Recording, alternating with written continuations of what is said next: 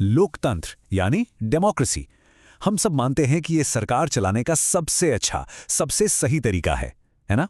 पर क्या हो अगर मैं कहूं कि इतिहास के सबसे बड़े थिंकर्स में से एक प्लेटो ने आज से कोई 2500 साल पहले ही हमें चेताया था कि हमारा ये पसंदीदा सिस्टम, ये डेमोक्रेसी, असल में अपने ही विनाश के बीज अपने अंदर लिए घूमती है। आज की इस पड़ताल में हम प्लेटो के तर्कों की गहराई में उतरेंगे और ये जानने की कोशिश करेंगे कि लोकतंत्र पर उनकी ये तीखी आलोचना आज हमारे लिए एक जरूरी सबक क्यों हो सकती है। तो आज हम क्या क्या देखने वाले हैं? हमारा ये सफ़र शुरू होगा प्लेटो की एक बहुत ही पावरफुल एनालॉजी से। तूफान में एक जहाज, वहां से हम उनके आदर्श फिलॉसफर किंग या दार्शनिक राजा की दुनिया में कदम रखेंगे।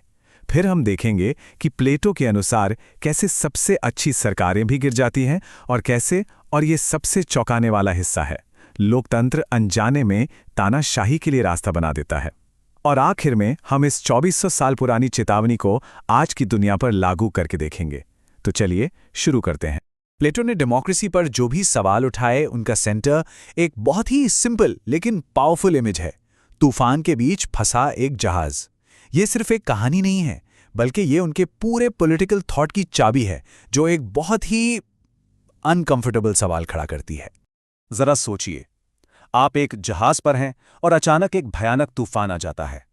ऊंची ऊंची लहरें जहाज को निगल जाने पर तुली हैं। अब सवाल यह है कि जहाज की कमान कौन संभालेगा?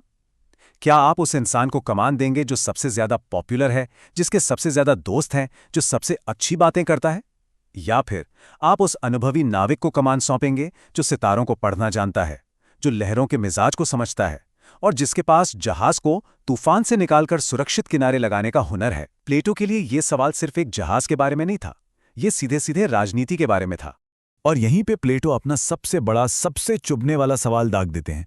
वो कहते हैं, एक मिनट रुको, हम एक छोटी सी नाव की कमान भी किसी नौसिखिए को नहीं सौंपेंगे, लेकिन जब बात पूरे देश, पूरे राज्य के जहाज की आती है तो हम उसे उन लोगों के हवाले कर देते हैं जिन्हें शासन चलाने की कोई समझ नहीं है, सिर्फ इसलिए कि वो लोकप्रिय हैं। ये सोच उन्हें बेतुकी लगती थी, और यही उनके तर्क का दिल है कि शासन करना एक कला है, एक साइंस है, एक एक्सपर्टीज है, ना कि कोई पॉपुलैरिटी कॉन्टेस्ट। तो ठीक है, अगर वोटिंग सही तरीका नहीं है तो फिर क्या है? प्लेटो का जो जवाब है ना, वो आज भी उतना ही कंट्रोवर्शियल है जितना तब था। उन्होंने एक ऐसी व्यवस्था की कल्पना की जहां नेताओं को चुना नहीं जाता, बल्कि उनकी काबिलियत, उनके ज्ञान और उनके चरित्र के आधार पर पहचाना जाता है और उन्हें ट्रेन किया जाता है।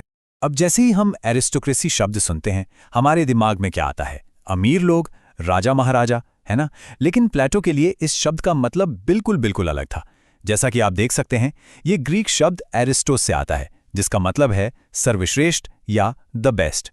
तो ये पैसे या खानदान के बारे में नहीं था, ये था विशुद्ध रूप से काबिलियत के बारे में, यानी उन लोगों का शासन जो सबसे बुद्धिमान, सबसे नैतिक और शासन करने के लिए सबसे काबिल हों, चाहे वो किसी भी बैकग्राउंड से आते हों। तो ये सर्वश्रेष्ठ लोग थे कौन? प्लेटो इन्हें कहते थे फिलॉसफर किंग्स या दार्शनिक राजा। लेकिन ये सिर्फ किताबी कीड़े नहीं थे। जैसा कि आप यहाँ देख सकते हैं, उन्हें सच और ज्ञान से गहरा लगाव था। वो हर हाल में न्याय को सबसे ऊपर रखते थे, और सबसे जरूरी बात, उन्हें सत्ता का कोई लालच नहीं था। प्लेटो का मानना था कि जो इंसान पावर चाहता ही नहीं, वही उसका सही इस्तेमाल कर सकता है। वो शासन को एक बोझ, एक जिम्मेदारी की तरह देखते थे, न कि किसी इनाम की तरह। ये एक ऐसा आइडियल था जो पूरी तरह से मेरिट और निस्वार्थ सेवा पर आधारित था। लेकिन प्लेटो सिर्फ सपने देखने वाले नहीं थे, वो हकीकत को भी समझते थे। उन्हें पता था कि इंसानी फितरत की वजह से कोई भी परफेक्ट सिस्टम हमेशा के लिए नहीं चल सकता, यहां तक कि उनकी अपनी एरिस्टोक्रेसी भी नहीं। उन्होंने सरकारों के पतन का एक दुखद चक्र बताया, जो एक के बाद एक लगभग तयशुदा तरीके से आता है। आइए इस चक्र को ध्यान से समझते हैं। ये शुरू होता है सबसे बेस्ट सिस्टम से, एरिस्टोक्रेसी से, जहां सबसे बुद्धिमान लोग राज करते हैं। लेकिन फिर क्या होता है? उनकी अगली पीढ़ी, वो ज्ञान ध्यान भूलकर पैसे और इज्जत के पीछे भागती है, और यहीं से जन्म होता है ओलिगार्की का, जहां कुछ अमीर परिवार सत्ता पर काबिज हो जाते हैं। अब जब अमीर सिर्फ अमीर होते जाते हैं और गरीबों का शोषण बढ़ता है, तो एक दिन गरीब जनता बगावत कर देती है और वे डेमोक्रेसी यानी लोकतंत्र की स्थापना करते हैं। यहां सबको बराबर का अधिकार मिलता है। लेकिन प्लेटो के लिए कहानी यहां खत्म नहीं होती, बल्कि सबसे खतरनाक मोड़ तो अब शुरू होता है। और यहीं पर प्लेटो की थ्योरी आपको एकदम से चौंका देगी। उनका तर्क था कि लोकतंत्र आज़ादी की तरफ नहीं, बल्कि सीधे उसके उल्टे, यानी तानाशाही की तरफ ले जाता है। ये बहुत बड़ा दावा है ना? तो चलिए समझते हैं कि वो इस नतीजे पर पहुंचे कैसे। प्लेटो के हिसाब से डेमोक्रेसी की सबसे बड़ी ताकत उसकी आज़ादी ही उसकी सबसे बड़ी कमजोरी बन जाती है। जब आज़ादी की कोई सीमा नहीं रहती, जब हर कोई सिर्फ अपनी मनमर्जी करने लगता है, तो समाज का ताना बाना बिखरने लगता है।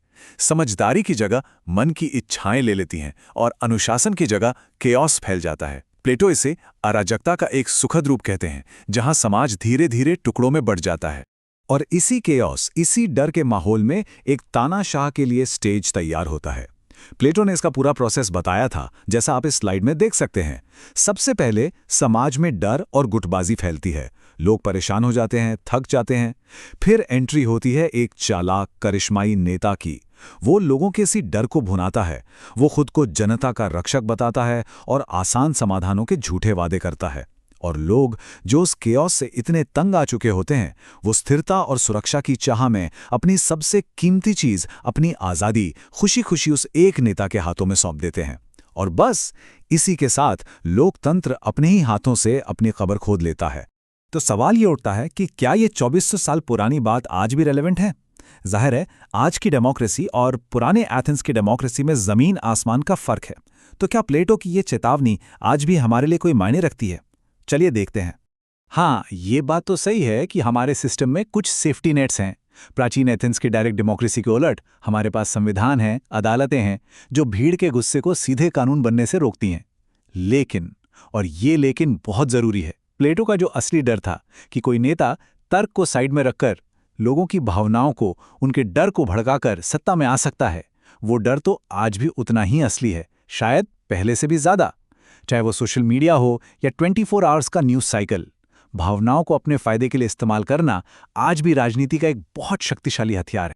तो असल में बात यह है कि प्लेटो डेमोक्रेसी के दुश्मन नहीं थे। वो दुश्मन थे उस तरह की राजनीति के जो सिर्फ भावनाओं पर चलती है, जो सतही है। उनका सीधा साधा मैसेज था, एक अच्छा, स्थिर और न्यायपूर्ण देश तर्क, ज्ञान और दूर की सोच पर चलता है, ना कि सिर्फ पल भर के जज्बातों और लुभावने नारों पर। और ये हमें वापस उसी एक सवाल पर ले आता है जो प्लेटो ने 2500 साल पहले उठाया था। एक सवाल जो आज हम सबके लिए है। जब हम वोट देने जाते हैं तो हम असल में क्या देखते हैं? क्या हम किसी की शासन करने की काबिलियत, उसके ज्ञान और उसकी दूरदर्शिता को प्रायोरिटी देते हैं, या हम सिर्फ लुभावने वादों और करिश्माई व्यक्तित्व के आगे झुक जाते हैं? इस सवाल का जवाब ही ये तय करेगा कि हमारी डेमोक्रेसी कितनी मजबूत है या फिर कितनी नाजुक।